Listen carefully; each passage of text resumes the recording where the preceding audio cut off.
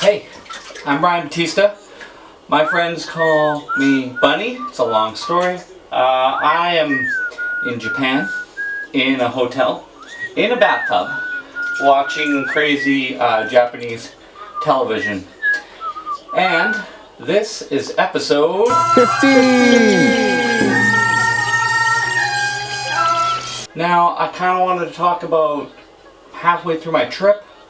I'm having a little bit of time to reflect. The last day was pouring rain, and that kind of had me just a little bit down and not running around as much, so it gave me time to reflect and think. And here I'd like to share some of those thoughts with you. Well, I was definitely expecting some form of culture shock.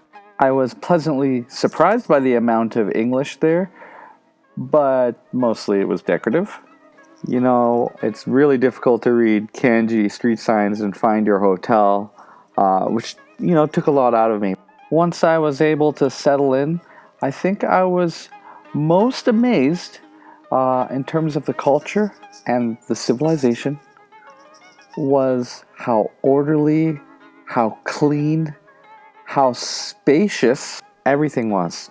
So speaking about cleaning, maybe the best thing I gathered, and the thing I missed most, are the toilets in Japan.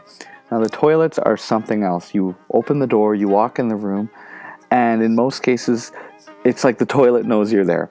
The lid opens up slowly, welcoming you with a slight rush of water to clean the bowl out. And you sit down to the surprise of a rather comfortable but also heated toilet seat. Now, I know why the seats are heated is because a lot of places don't have super good heat in Japan. So on a cold day, that would be one of the most enjoyable things, sitting on a nice warm seat. You sit down and do your business, and then there's an option, a panel on the wall full of lots of buttons, and you can press for sounds to cover up the embarrassing cramping and farting that you might be making while doing your business. You get up, and on the top of the toilet, where the water stored for the flushing, a lot of toilets also have a little sink that begins to run so you can wash your hands.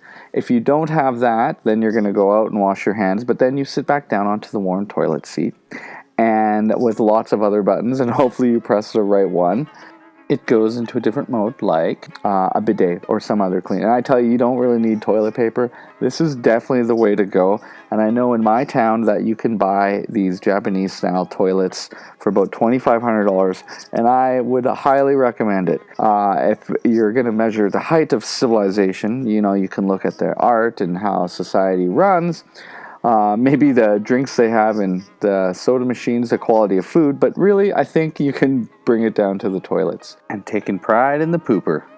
In Japan, they were the best toilets. Even in the worst place, even in the 7-Eleven, it was still nicer than a hotel toilet in my town. Now, that being said, I want to compare Italy, where it was last May, to Japan, where it was this May.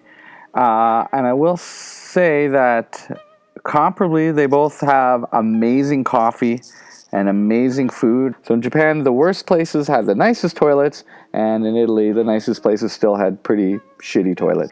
And in general, I was very pleased with how honest and mindful and thoughtful, in general, just everyone in Japan was.